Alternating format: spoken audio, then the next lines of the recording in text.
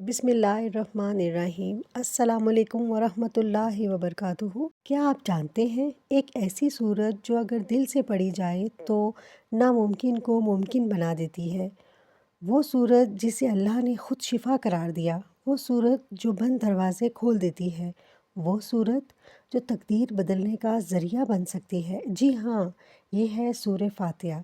लेकिन अफसोस हम इसे सिर्फ़ नमाज तक महदूद कर देते हैं, हालांकि इसमें छुपा है हर मुश्किल का हल। कुरान से हवाला। अल्लाह ताला फरमाते हैं सूरह अल-हजर आयत नंबर 87 तर्जमा।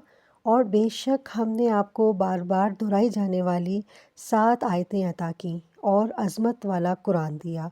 मुफस्सिरीन के मुताबिक ये 7 आयात सूरह फातिहा हैं, यानी ये सूरत कोई आम सूरत नहीं बल्कि ख़ास तोहफ़ा है। नबी करीम सल्लल्लाहु अलैहि वसल्लम ने फरमाया सूरह फातिहा शिफा है। सही बुखारी। एक सहाबी रज़ी अल्लाह अन्हु ने सिर्फ़ सूरह फातिहा पढ़कर एक बीमार शख्स को ठीक कर दिया और नबी सल्लल्लाहु अलैहि वसल्लम ने इस अमल को पसंद फरमाया। सोचें, जब ये जिस्मानी बीमारी ठीक कर सकती है तो क्या ये दिल की परेशानी, कर्ज़, रुकावटें ख़त्म नहीं कर सकती?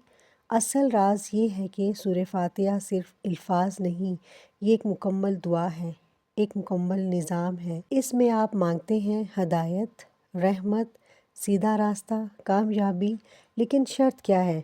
दिल की हाज़री, यकीन कामिल। अगर आप सूरह फातिहा को समझकर, महसूस करके, यकीन के साथ पढ़ें तो ये सूरत बंद दरवाज़े खोल देती है, मुश्किलें आसान कर देती है, दिल को सुकून देती है। अमल नहायत आसान है। अगर आप किसी बड़ी मुश्किल में हैं तो आज से ये अमल शुरू करें।